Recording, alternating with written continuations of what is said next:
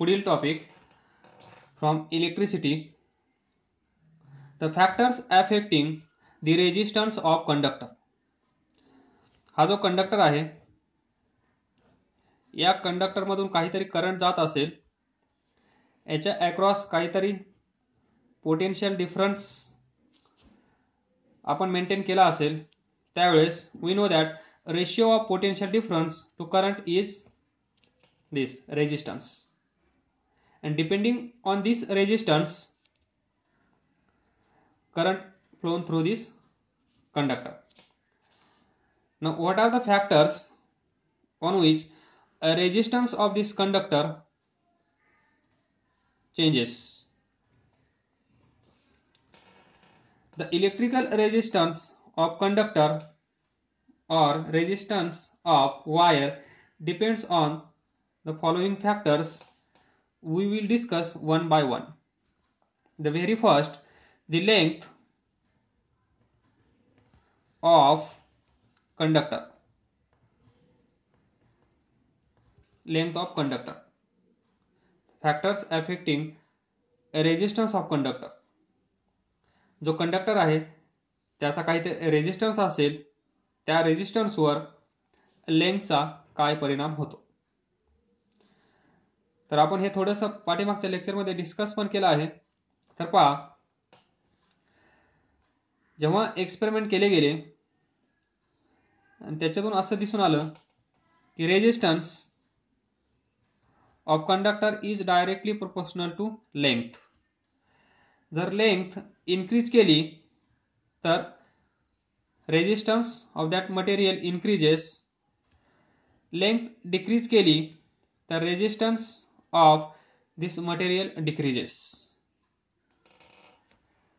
This we found, that is, याचा अर्थ काय असेल, समजा जर लेंथ डबल केली तर रेजिस्टन्स पण काय होतो, डबल. लेंथ डबल केली, रेजिस्टन्स पण डबल. लेंथ 3 टाइम्स केली तर रेजिस्टन्स पण 3 टाइम्स. आणि जर लेंथ हाफ केली तर रेजिस्टन्स पण हाफ. जर लेंथ 1/3 ऑफ ओरिजिनल केली तर रेजिस्टन्स पण 1/3. That is, we found that from the experiment, that is, resistance of material or conductor or wire depends upon its length. Length वाढवली तर रेजिस्टन्स वाढतो, लेंथ कमी केली तर रेजिस्टन्स पण कमी होतो. That is first parameter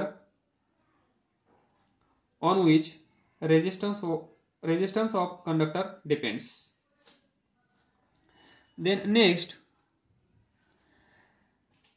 area of cross section. Area of cross section म्हणजे हा कंडक्टर असेल.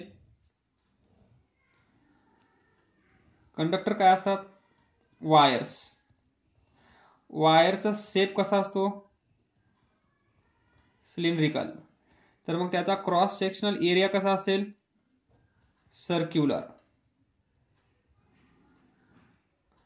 मग सर्कलचा एरिया काय असतो, π/4 d² और πr². तर पहा, area of cross section. Resistance of conductor depends upon this area of cross section and it is inversely proportional to cross sectional area. पहा, हे रिलेशन असं कसं असेल. इथे पहा, अगोदर डायरेक्टली प्रोपोर्शनल टू का आहे. हा कंडक्टर असेल, हा इलेक्ट्रॉन असेल. हा इलेक्ट्रॉन इकडे जाणार, इथे त्याच्या पुढे एक इलेक्ट्रॉन असेल. हा इलेक्ट्रॉन पुढे जाणार, याच्या पुढे एक इलेक्ट्रॉन असेल. तर काय होईल, ज्यावेळेस या इलेक्ट्रॉनचा स्पीड जास्त असेल त्यावेळेस हा इलेक्ट्रॉन याच्यावर जाऊन कोलाइड होईल, कोलिजन होईल, त्यामुळे या इलेक्ट्रॉनचा स्पीड कमी होईल आणि या इलेक्ट्रॉनचा स्पीड कमी झाल्यामुळे समजा हा इथून इथे जात असताना काहीतरी स्पीड गेन करेल, इथे असताना त्याचा 0 स्पीड होता समजा, इथे आल्यानंतर तो काहीतरी 3 मीटर पर सेकंद झाला असं समजा, तर इथे आल्यानंतर कोलाइड होईल, त्याचा स्पीड 0 होईल, डिक्रीज होईल, परत तो 0 वर येईल, परत त्याला नव्याने सुरुवात करावी लागेल स्पीड घेण्यासाठी. म्हणजे परत परत या इलेक्ट्रॉनचा स्पीड 0 होत आहे, परत इन्क्रीज होत आहे, परत 0 होत आहे, परत इन्क्रीज होत आहे आणि ही प्रोसेस कंटिन्युअस त्या कंडक्टरमध्ये चालू आहे. त्यावेळेस पहा हा इलेक्ट्रॉन इथून इथे जाण्यासाठी जेवढा वेळ लागत होता त्याच्यापेक्षा जास्त वेळ त्याला इथून इथे येण्यासाठी लागेल या कोलिजनमुळे. मग जर आपण या कंडक्टरची लेंथ वाढवत गेलो तर हे कोलिजन काय होतील, वाढत राहतील. जेवढे कोलिजन नंबर ऑफ कोलिजन या कंडक्टरमध्ये वाढत राहतील तेवढं त्याला इथून इथे पोहोचण्यासाठी वेळ जास्त लागेल. आणि आपल्याला माहित आहे हे इलेक्ट्रॉन इकडून इकडे जात आहेत म्हणजे त्याच्या अपोजिट डायरेक्शन मध्ये करंट फ्लो होत असेल. जर यांचा स्पीड परत परत 0 होत असेल तर करंट जे आपल्याला भेटणार आहे, इलेक्ट्रिसिटी जी भेटणार आहे, टोटल अमाउंट ऑफ करंट जो भेटणार आहे तो कसा असेल, कमी. कारण हे इलेक्ट्रॉन्स संत गतीने स्लोली इकडे जात आहेत कारण त्यांचं कोलिजन वारंवार होत आहे. त्यामुळे कोलिजन झाल्यामुळे इलेक्ट्रिसिटी आपल्याला कमी भेटत आहे आणि इलेक्ट्रिसिटी V = IR. हे इलेक्ट्रॉन इकडे जाण्यासाठी वेळ लागत आहे म्हणजेच इलेक्ट्रिसिटी आपल्याला कमी भेटत आहे. जर इलेक्ट्रिसिटी कमी भेटत असेल आणि पोटेन्शियल डिफरन्स ती बॅटरी तर सेम असेल म्हणजे हा कॉन्स्टंट असेल तर हा ओहम्स लॉ बॅलन्स होण्यासाठी करंट डिक्रीज झाला तर रेजिस्टन्स काय व्हायला पाहिजे, इन्क्रीज. तेव्हाच हे इक्वेशन बॅलन्स होईल. आणि या लॉजिक नुसार आपण म्हणू शकतो जर लेंथ वाढवली तर पहा रेजिस्टन्स काय होत आहे, वाढत आहे. रेजिस्टन्स काय होत आहे, वाढत आहे. म्हणजे लेंथ वाढली तर रेजिस्टन्स पण वाढतो. तर त्या रेजिस्टर मध्ये म्हणजेच कंडक्टर मध्ये हे घडत असतं त्यामुळे. Now come to this area of cross section. पहा again we will discuss same thing. इथे दोन कंडक्टर ड्रॉ केले आहेत. याचा क्रॉस सेक्शनल एरिया A1, याचा cross sectional area A2 and A1 is less than A2. तर पहा इथून जाणारे इलेक्ट्रॉन्स 3 आहेत. जर हा क्रॉस सेक्शनल एरिया इन्क्रीज केला तर पहा 1 electron, 2 electron, 3 electron, 4 electron, 5 electron एवढे इलेक्ट्रॉन्स आपण इथे काढू शकलो. या क्रॉस सेक्शनल एरियामध्ये 3च काढू शकलो. या क्रॉस सेक्शनल एरियामध्ये आपण किती काढले, 5. म्हणजे जर क्रॉस सेक्शनल एरिया आपण इन्क्रीज केला तर नंबर ऑफ इलेक्ट्रॉन्स या साइडला जे जात आहेत ते कसे आहेत, मोर number of electrons are getting space to move from one place to another place. इथून इकडे जाण्यासाठी या इलेक्ट्रॉनला स्पेस कसा भेटत आहे, जास्त. त्यामुळे जास्त इलेक्ट्रॉन इकडे जातील आणि जास्त इलेक्ट्रॉन गेल्यामुळे आपल्याला माहित आहे जर इलेक्ट्रॉन जास्त गेले असतील तर करंट काय असेल, जास्त. आणि करंट जास्त असेल म्हणजेच V = IR. करंट जास्त असेल तर पोटेन्शियल डिफरन्स सेम आहे म्हणजे कॉन्स्टंट. तर रेजिस्टन्स कसा असला पाहिजे, कमी, टू बॅलन्स दिस इक्वेशन. पहा इथून तुम्हाला लक्षात येईल जर क्रॉस सेक्शनल एरिया इन्क्रीज केला तर नंबर ऑफ इलेक्ट्रॉन्स जास्त फ्लो होतील आणि नंबर ऑफ इलेक्ट्रॉन जास्त फ्लो झाले तर याच्यातून जाणारा करंट जास्त असेल आणि करंट जास्त असेल तर त्याचा अर्थ काय असतो, त्या मटेरियलचा रेजिस्टन्स कमी आहे. रेजिस्टन्स कमी झाल्यामुळे करंट त्या सर्किटमधून, त्या कंडक्टरमधून जास्त फ्लो होत आहे. त्यामुळेच आपण असं म्हणू शकतो क्रॉस सेक्शनल एरिया पहा, याचा क्रॉस सेक्शनल एरिया आपण काय केला, इन्क्रीज. क्रॉस सेक्शनल एरिया इथे काय केला आहे आपण, increase. Cross sectional area increase केल्यामुळे नंबर ऑफ इलेक्ट्रॉन्स जास्त गेले. नंबर ऑफ इलेक्ट्रॉन्स जास्त गेल्यामुळे करंट कसा भेटला आपल्याला, more current. More number of electrons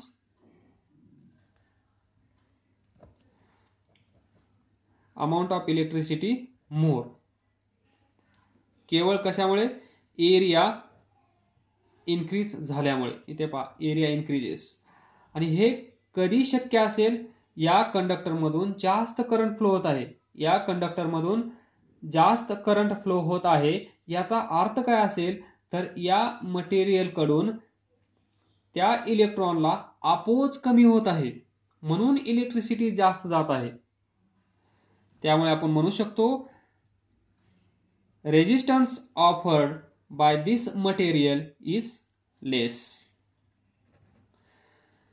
आणि त्यामुळेच आपण म्हणू शकतो resistance of conductor depends upon area of cross section and it is inversely proportional to. जर एरिया इन्क्रीज केला तर रेजिस्टन्स कमी होतो, एरिया डिक्रीज केला तर रेजिस्टन्स इन्क्रीज होतो. याच्यामध्ये रेजिस्टन्स जास्त असेल या दोघांच्या तुलनेत.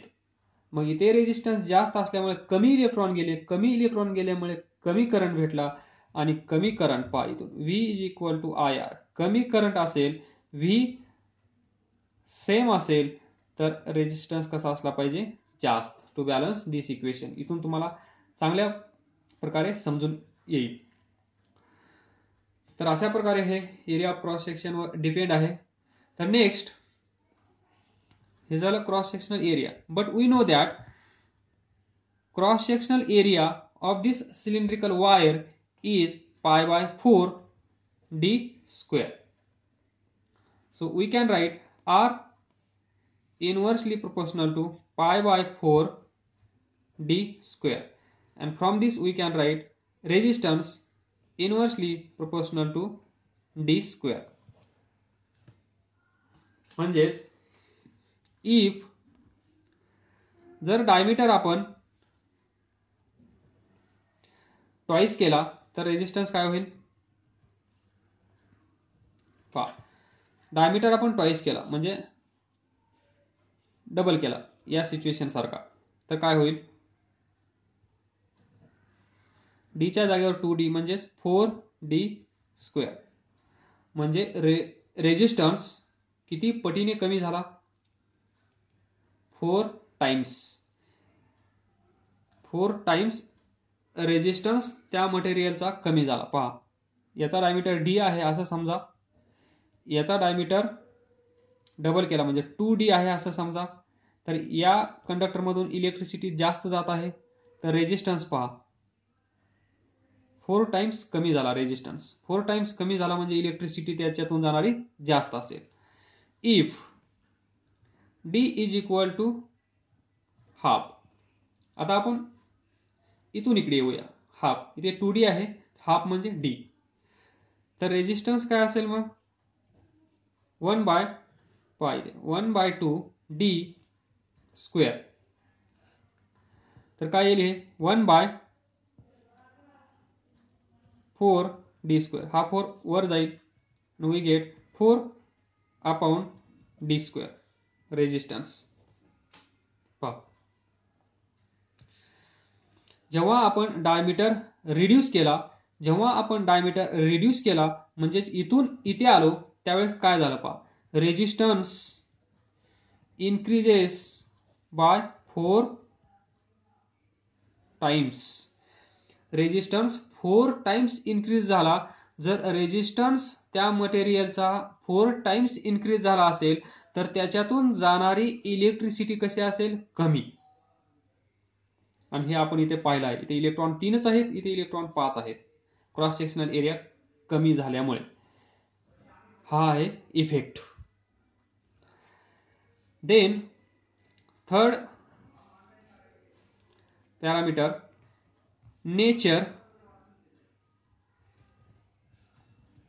Nature of material. Nature of material और कंडक्टर. हे माहित आहे, हे मटेरियल आहे म्हणजेच कंडक्टर, वायर. तर याच्यामध्ये काहीतरी इलेक्ट्रॉन्स असतील, हे सारे इलेक्ट्रॉन्स. जर हे इलेक्ट्रॉन्स लूजली बाउंड असतील, म्हणजेच लूजली बाउंड, हा ॲटम, हा इलेक्ट्रॉन इथे असा तो फिरत असतो. हा असेल न्यूक्लियस. न्यूक्लियसच्या अराउंड तो काय करत असेल, फिरत असेल. जर हा लूजली बाउंड असेल, म्हणजेच याला थोडासा जरी धक्का दिला तरी हा मूव्ह होत असेल, त्यावेळेस काय होईल, इलेक्ट्रिसिटी फ्लो होण्यास मदत होईल. पण याच्या अपोजिट विचार करा. हा इलेक्ट्रॉन या न्यूक्लियस सोबत कसा आहे आता, ही पहिली कंडिशन, ही दुसरी condition, tightly bound. Tightly bound असेल तर काय होईल, हा लवकर फ्री होणार नाही. हा लवकर फ्री होणार नाही तर लवकर इलेक्ट्रिसिटी भेटणार नाही, म्हणजेच electricity, amount of electricity less, इथे more. That is what nature of material. Material कसं आहे त्यावर पण इलेक्ट्रिसिटी डिपेंड आहे. म्हणजे त्यांचा रेजिस्टन्स कमी आहे, त्यांचा रेजिस्टन्स जास्त आहे. लो रेजिस्टन्स असेल तर इलेक्ट्रिसिटी जास्त असेल, हाय रेजिस्टन्स असेल तर इलेक्ट्रिसिटी कमी असेल, and so on. And last 4, temperature. Temperature, effect of temperature on resistance of conductor. थोडक्यात लक्षात ठेवा, टेम्परेचर इन्क्रीज केल्यामुळे रेजिस्टन्स इन्क्रीज होतो. काय बोललो, टेम्परेचर इन्क्रीज केल्यामुळे रेजिस्टन्स इन्क्रीज होतो. तर पहा, ही खूप मोठी स्टोरी आहे. हे तुम्हाला 11वी-12वी मध्ये भेटेल. एवढी स्टोरी आपण इथे एक्सप्लेन करणार नाहीये. काय होतं पहा, हा कंडक्टर असेल शॉर्टमध्ये, हे इलेक्ट्रॉन्स जे आपण इथे एक्सप्लेन केलं आहे, कोलिजन्स, तेच इथे होतं. जर टेम्परेचर वाढलं, शॉर्टमध्ये सांगतो, जर टेम्परेचर वाढलं तर यांची कायनेटिक एनर्जी या इलेक्ट्रॉनची वाढते, आणि इलेक्ट्रॉनची कायनेटिक एनर्जी वाढल्यामुळे यांचं कोलिजन जे आहे ते कोलिजन लवकर लवकर होतं. पहा, इथून इथे जाण्यासाठी जेवढा वेळ लागत असेल तेवढा वेळ, जर याचा स्पीड वाढला तर काय होईल, हा लवकर इथे जाईल. हा इथं लवकर गेल्यामुळे काय होईल, कोलिजन लवकर होईल, आणि कोलिजन लवकर झाल्यामुळे काय होईल, लवकर लवकर त्याचा स्पीड 0 होईल. लवकर लवकर त्याचा स्पीड झाल्यामुळे काय होईल, त्या मटेरियलचा रेजिस्टन्स वाढेल. कारण त्याचा स्पीड, इलेक्ट्रॉनचा स्पीड वारंवार 0 होत आहे. त्या इलेक्ट्रॉनचा स्पीड वारंवार 0 होत आहे, म्हणजे इलेक्ट्रॉन पुढे जाऊ शकत नाही. इलेक्ट्रॉन पुढे जाऊ शकत नाही तर इलेक्ट्रिसिटी भेटणार नाही. आणि इलेक्ट्रिसिटी केव्हा भेटणार नाही, जर त्या मटेरियलचा रेजिस्टन्स जास्त असेल तर.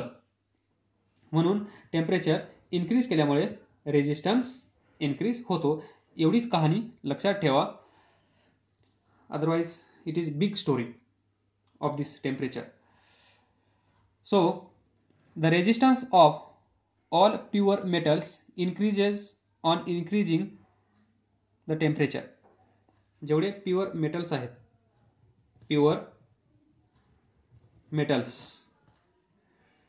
प्युअर मेटलसाठी टेम्परेचर जर इन्क्रीज केलं तर रेजिस्टन्स पण इन्क्रीज होतो.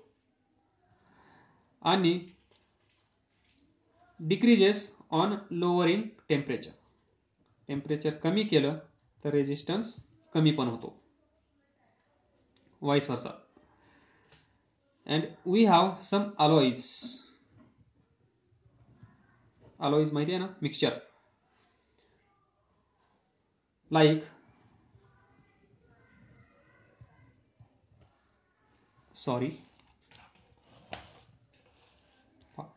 pure metals, temperature increases, resistance increases. Temperature decreases, resistance decreases. And we have some alloys, that is mixture of some elements. And these are three famous. We have discussed in last lecture also. Manganese, second, constantan, third nichrome. या तिघांना विसरू नका 10वी जोपर्यंत होत नाही तोपर्यंत. मॅंगॅनिन, कॉन्स्टंटन and nichrome. 10वी झाल्यानंतर विसरले तरी चालेल. जोपर्यंत तुम्ही 10वी मध्ये आहात तोपर्यंत अलॉईज, मॅंगॅनिन, कॉन्स्टंटन आणि नायक्रोम याला विसरायचं नाही.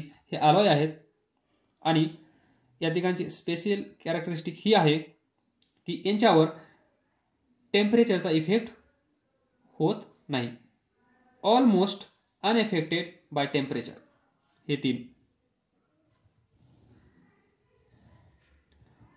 Almost unaffected by this temperature. म्हणून तर आपण या तिघांचा वापर इलेक्ट्रिक अप्लायन्सेस बनवण्यासाठी करतो. कारण कितीही टेम्परेचर वाढवलं तर यांच्यावर काहीही परिणाम होत नाही. Otherwise we know that temperature जर वाढवलं तर ते मेल्ट व्हायला पाहिजे, पण असं होत नाही. म्हणून आपण या तिघांचा वापर इलेक्ट्रिक अप्लायन्सेस बनवण्यासाठी करत असतो. That is some alloys, famous alloys, manganin, constantan, nichrome. तर पहा, या तिघांना कॉन्स्टंटन, नायक्रोम आणि मॅंगॅनिन या तिघांना कसं लक्षात ठेवा. हे तीन काय आहेत? अलॉईज. ए म्हणजे अरे, अलॉईज मधला ए म्हणजे अरे, CN म्हणजे कोरोना सबको मार रहा है.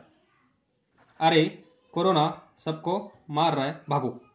That is what alloys, manganese, constantan, nichrome. ऐसा कुछ तो स्टोरी बनाओ, इन तीनों को ध्यान रखो. Thank you.